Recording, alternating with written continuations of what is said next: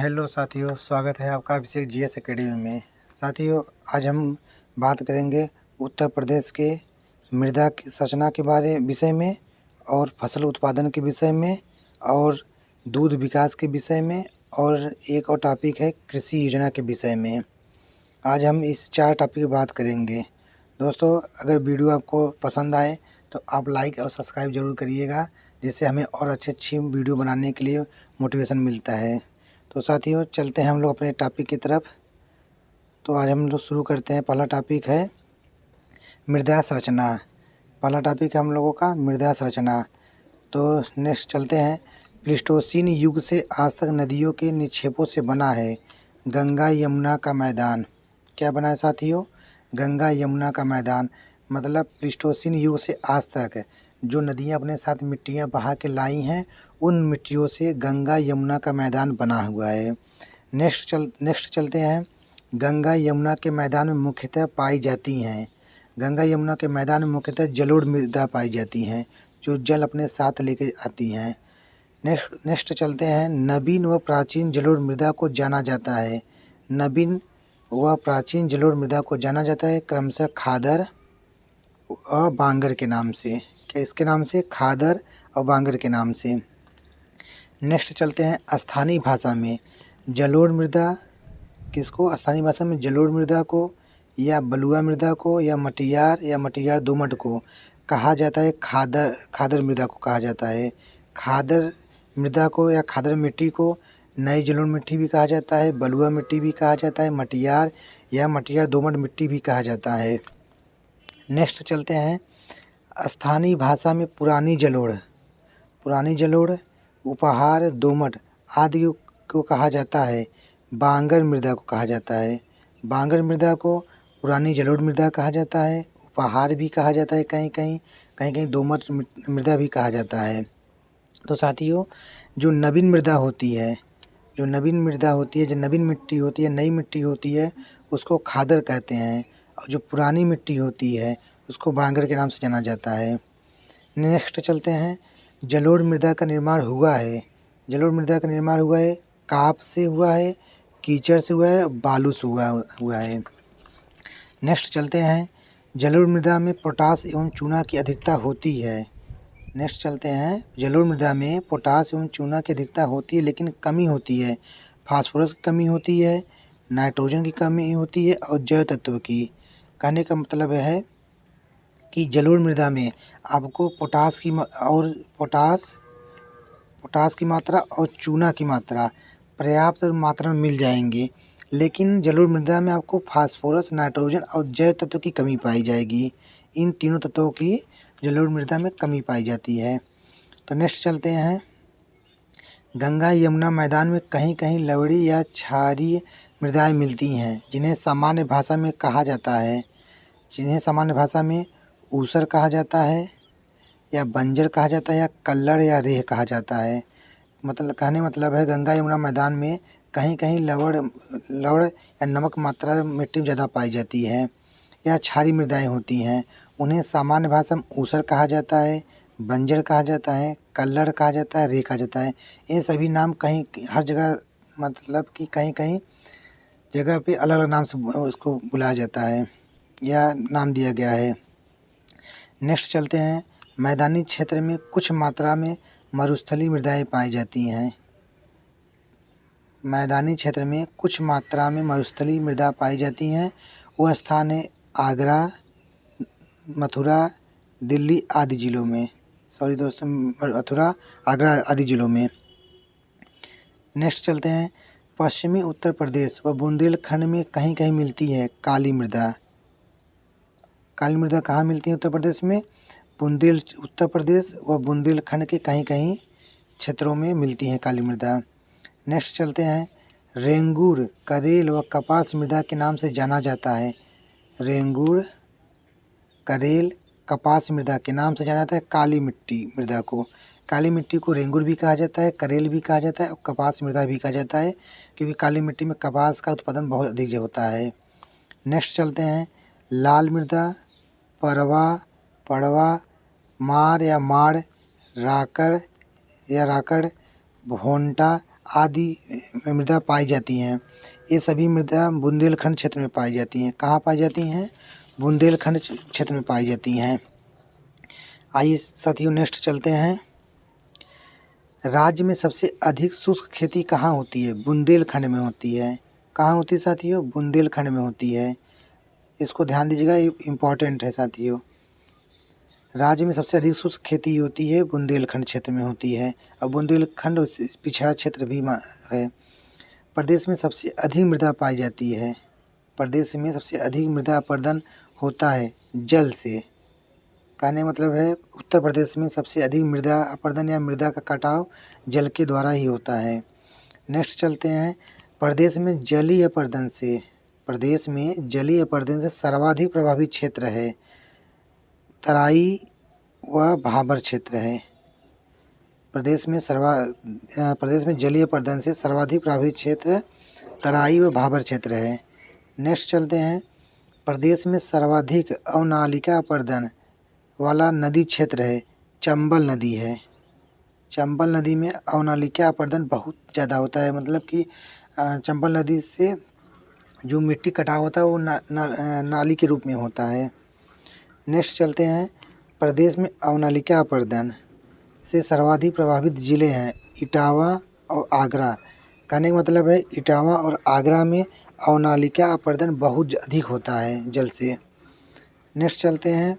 अवनालिका अपरदन के कारण बनते हैं बीहड़ बनते हैं। क्या बनते हैं साथियों? बीहड़ बनते हैं।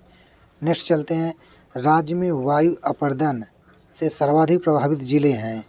राज्य में वायु अपरदन से सर्वाधिक प्रभावित ज़िले हैं मथुरा है और आगरा हैं। ध्यान दीजिएगा साथियों, प्रदेश में अवनालिका अपरदन जो जल के द्वारा होता है उससे प्रभावित ज़िले हैं आपका इटावा है और आगरा है आपका। लेकिन राज्य में वायु अपरदन से मतलब हवा से अपरदन से सर्वाधिक प्रभावित ज़िले हैं मथुरा व आगरा हैं। कौन से साथियों? मथुरा व आगरा क्षेत्र ज़िले हैं। फसल चक्र अपनाने से कम हानि होती है उर्वरा शक्ति में। अगर आप किसी खेत में अगर आप बदल कर खेती करेंगे, बदल कर आप फसल उत्पादन करेंगे तो वहाँ उर्वरा शक्ति बहुत उसकी कम हानि होती है। आइए साथियों नेक्स्ट टॉपिक चलते हैं। हम लोग का है फसलों उत्पादन। क्या साथियों? फसलों उत्पादन। तो पहला नेक्स्ट चलते हैं। प्रदेश में शस्य गहनता कितना है? 157.3% है। कितना है साथियों? 157.35% है। नेक्स्ट चलते हैं। प्रदेश में सर्वाधिक क्षेत्र पर बोई जाने वाली फसल है गेहूँ। कहने का मतलब है उत्तर प्रदेश में सबसे अधिक फसल या सबसे अधिक खेती गेहूँ की जाती है। नेक्स्ट चलते हैं। मूंग, चीना व लोबिया है, ये कौन सी फसल है? रबी है, जायद है, कौन सी फसल है? ये जायद फसल है। मूंग, चीना व लोबिया ये जायद फसल है। नेक्स्ट चलते हैं। प्रदेश में गेहूं की सर्वाधिक उत्पादकता होती है गंगा घाघरा दोआब क्षेत्र में। गंगा घाघरा दोआब के क्षेत्र में सबसे अधिक गेहूं का उत्पादन होता है। नेक्स्ट चलते हैं। अरहर, चना व अदरक कौन कौन से चीज़ें हैं? अरहर, चना व अदरक की सर्वाधिक खेती होती है बुंदेलखंड में होती है। कहाँ होती है साथियों? बुंदेलखंड में होती है। नेक्स्ट चलते हैं। रुहेलखंड गंगा यमुना दोआब में की जाती है थोड़ी मात्रा में कपास की खेती। रुहेलखंड गंगा यमुना दोआब में की जाती है थोड़ी मात्रा में कपास की खेती। नेक्स्ट चलते हैं। अफीम की खेती की जाती है। अफीम की खेती की जाती है बाराबंकी गाजीपुर में। ये इम्पॉर्टेंट है, बहुत से परीक्षा में पूछा गया है साथियों, उसको ध्यान दीजिएगा आप लोग। नेक्स्ट चलते हैं। मूंगफली उत्पादन का विशेष क्षेत्र है रुहेलखंड क्षेत्र। रुहेलखंड क्षेत्र में विशेष करके मूंगफली का उत्पादन किया जाता है। आइए नेक्स्ट चलते हैं। चावल उत्पादन के विशेष क्षेत्र हैं तराई हैं, पूर्वी उत्तर प्रदेश हैं। नेक्स्ट है। प्रदेश की सर्वाधिक महत्वपूर्ण नकदी फसल है गन्ना। उत्तर प्रदेश की सर्वाधिक महत्वपूर्ण नकदी फसल जो है वो गन्ना है। नेक्स्ट चलते हैं। गन्ना उत्पादन के विशेष क्षेत्र हैं गन्ना उत्पादन के विशेष क्षेत्र कौन कौन से हैं? तराई हैं, मेरठ के निकटवर्ती क्षेत्र हैं। इन क्षेत्रों में गन्ना का विशेष उत्पादन किया जाता है। आइए साथियों आगे चलते हैं। आगे है हमारा राज्य में गन्ना उत्पादक कुल जिले हैं। राज्य में गन्ना उत्पादक कुल जिले हैं तो साथियों 44 जिले हैं। 44 जिलों में गन्ना उत्पादन बहुत अधिक मात्रा में किया जाता है। नेक्स्ट चलते हैं। राज्य में गन्ना उत्पादक कुल परिक्षेत्र हैं 9 परिक्षेत्र हैं। कितने परिक्षेत्र हैं साथियों? 9 हैं। नेक्स्ट है राज्य में कुल सहकारी गन्ना विकास समितियां हैं।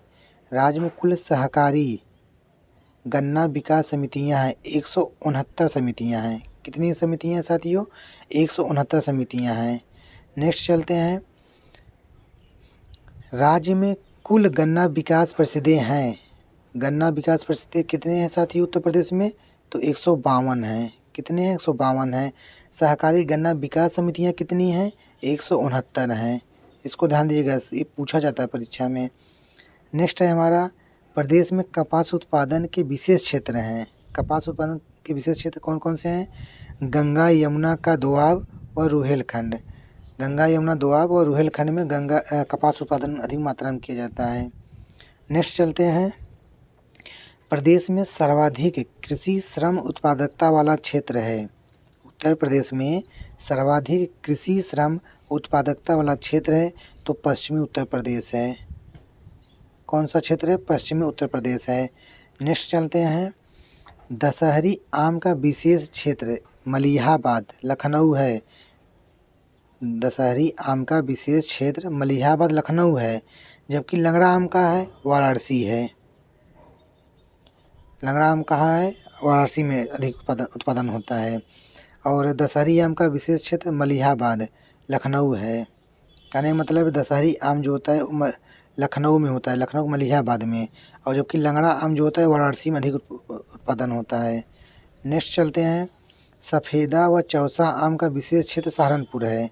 सफ़ेदा आम और चौसा आम इसका विशेष क्षेत्र सहारनपुर में है। मतलब सफ़ेदा आम और चौसा आम खासकर सहारनपुर में अधिक उत्पादन होता है, जबकि स्टॉल आम का मेरठ बागपत है। स्टॉल आम जो है मेरठ बागपत में अधिक उत्पादन होता है। नेक्स्ट चलते हैं। प्रदेश में उत्पादित आम को दूसरे प्रदेशों में बेचा जाता है। प्रदेश में उत्पादित आम को दूसरे प्रदेशों में बेचा जाता है नवाब ब्रांड से। किस नाम से बेचा जाता है? नवाब ब्रांड नाम से। नेक्स्ट चलते हैं साथियों। मंडी परिषद द्वारा मैंगो पैक हाउस खोले गए हैं। किसके द्वारा? मंडी परिषद द्वारा मैंगो पैक हाउस खोले गए हैं लखनऊ और सहारनपुर में। कहाँ खोले गए हैं? लखनऊ और सहारनपुर में। नेक्स्ट चलते हैं। निर्यातक प्रजाति के अमरूद उत्पादन का विशेष क्षेत्र है। निर्यातक प्रजाति के अमरूद उत्पादन का विशेष क्षेत्र है प्रयागराज और कौशाम्बी। मतलब कि प्रयागराज और कौशाम्बी में जो आम बेचने के लिए पैदावार किया जाता है वो सबसे अधिक प्रयागराज और कौशाम्बी में किया जाता है। नेक्स्ट चलते हैं। अमरूद के लिए प्रयोग एवं प्रशिक्षण केंद्र इलाहाबाद में है। अमरूद के लिए प्रयोग और प्रशिक्षण केंद्र इलाहाबाद में है, जबकि आम का ऐसा केंद्र लखनऊ में है। कहने मतलब अमरूद के प्रयोग के लिए और उसके प्रशिक्षण के लिए उसका केंद्र इलाहाबाद में स्थापित किया गया है, जबकि आम के प्रयोग के लिए और आम के प्रशिक्षण के लिए उसका केंद्र लखनऊ में स्थापित किया गया है। साथियों नेक्स्ट चलते हैं। प्रदेश में आलू उत्पादन का विशेष क्षेत्र है। प्रदेश में आलू उत्पादन का विशेष क्षेत्र है आगरा है, अलीगढ़ है, कानपुर, मेरठ, बरेली मंडल। प्रदेश में आलू उत्पादन का विशेष क्षेत्र इन आगरा, अलीगढ़, कानपुर, मेरठ और बरेली यहाँ पे किया जाता है। नेक्स्ट चलते हैं। सर्वाधिक आलू उत्पादक वाले जिला हैं हाथरस और कन्नौज। हाथरस और कन्नौज में आलू उत्पादन सबसे अधिक किए जाते हैं इन दोनों ज़िलों में। नेक्स्ट चलते हैं। देश में सर्वाधिक कोल्ड स्टोर हैं उत्तर प्रदेश में। देश में सर्वाधिक कोल्ड स्टोर हैं उत्तर प्रदेश में। ये नेक्स्ट चलते हैं। प्रदेश का सर्वाधिक आंवला नहीं सर, सॉरी सर, प्रदेश में सहारनपुर व लखनऊ आम के निर्यातक जोन हैं। हम लोग का है, क्वेश्चन छूट गया था। प्रदेश में सहारनपुर व लखनऊ आम के निर्यातक जोन हैं, जबकि आगरा है आलू निर्यातक जोन। प्रदेश में सहारनपुर व लखनऊ आम के निर्यातक जोन हैं। किसके जोन हैं? आम के। जबकि आगरा आलू का निर्यातक जोन है। नेक्स्ट चलते हैं साथियों। प्रदेश का सर्वाधिक आंवला उत्पादक जिला है प्रतापगढ़। प्रतापगढ़ में सबसे अधिक आंवला का उत्पादन किया जाता है। ये परीक्षा में बहुत बार पूछा गया है कि आंवला किस लिए प्रतापगढ़ में सबसे अधिक किसका उत्पादन किया जाता है। नेक्स्ट चलते हैं। भारत के कुल मेंथा ऑयल उत्पादक का लगभग 3/4 भाग उत्पादित होता है उत्तर प्रदेश में। कहाँ उत्पादन होता है? उत्तर प्रदेश में। नेक्स्ट चलते हैं। प्रदेश में पान की खेती 24 जिलों में की जाती है। ध्यान दीजिएगा, प्रदेश में पान की खेती 24 जिलों में की जाती है, लेकिन पान के लिए विशेष प्रसिद्ध जिला है बांदा है। बरई मानपुर बांदा, पाली ललितपुर प्रसिद्ध है पान के लिए। बरई मानपुर बांदा और ललितपुर का पाली, ये दोनों पान के लिए प्रसिद्ध हैं। ऐसा साथियों, नेक्स्ट चलते हैं। नेक्स्ट टॉपिक है हमारा दूध विकास। क्या साथियों? दूध विकास। तो दूध विकास साथियों, इसके आगे हम चलते हैं। नेक्स्ट है हमारा देश व प्रदेश के प्रथम नियमित दुग्ध संघ की स्थापना की गई। प्रदेश व प्रदेश की प्रथम नियमित दुग्ध संघ की स्थापना की गई लखनऊ में की गई। कहाँ की गई साथियों? लखनऊ में की गई 1938 में। नेक्स्ट चलते हैं। राज्य में सर्वप्रथम 3 जिलों वाराणसी, मेरठ, बलिया में आभूषण फ्लड प्रथम शुरू किया गया 1973 में। नेक्स्ट चलते हैं। राज्य दुग्ध परिषद की स्थापना की गई थी 1976 में। कब की गई थी? 1976 में। इसको ध्यान दीजिएगा साथियों, इम्पॉर्टेंट है। नेक्स्ट है प्रादेशिक कोऑपरेटिव डेयरी फेडरेशन की स्थापना की गई। प्रादेशिक कोऑपरेटिव डेयरी फेडरेशन की स्थापना की गई 1962 में की गई थी। कब की गई थी साथियों? 1962 में। नेक्स्ट चलते हैं। प्रदेश में दुग्ध नीति प्रख्यापित की गई थी 2018 में। नेक्स्ट है प्रदेश में गोपालन को बढ़ावा देने हेतु 1999 में स्थापित की गई है उत्तर प्रदेश गौ सेवा आयोग की। किसकी स्थापना की गई है? उत्तर प्रदेश गौ सेवा आयोग की स्थापना की गई है उत्तर प्रदेश में गोपालन को बढ़ावा देने के लिए 1999 में स्थापित की गई है। नेक्स्ट चलते हैं। भैंस या किसी भी नस्ल की गायों के सर्वाधिक दूध उत्पादकों हेतु है गोकुल पुरस्कार। नेक्स्ट चलते हैं। देसी नस्ल की गायों से सर्वाधिक दूध उत्पादक हेतु है नंद बाबा पुरस्कार। देसी नस्ल की गायों से सर्वाधिक दूध उत्पादन के लिए नंद बाबा पुरस्कार मिलता है। नेक्स्ट चलते हैं। राज्य में प्रतिदिन प्रति व्यक्ति दूध उपलब्ध है 348 ग्राम प्रतिदिन। कितना है साथियों? 348 ग्राम प्रतिदिन राज्य में प्रतिदिन प्रति व्यक्ति दूध उपलब्ध है 348 ग्राम प्रतिदिन। आइए साथियों, नेक्स्ट चलते हैं। हमारा टॉपिक है कृषि योजनाएं। कौन सा टॉपिक है? कृषि।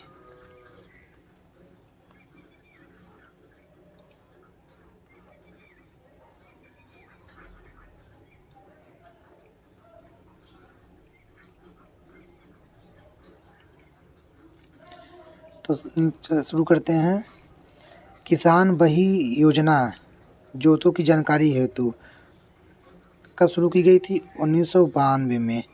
किसान बही योजना कब शुरू की गई थी? 1992 में शुरू की गई थी। और साथियों, नेक्स्ट है किसान मित्र योजना ये 2001 में शुरू की गई थी। इसको ध्यान दीजिएगा कि किसान बही योजना 1992 में शुरू की गई थी। किसान मित्र योजना ये 18 जून 2001 को शुरू किया गया था।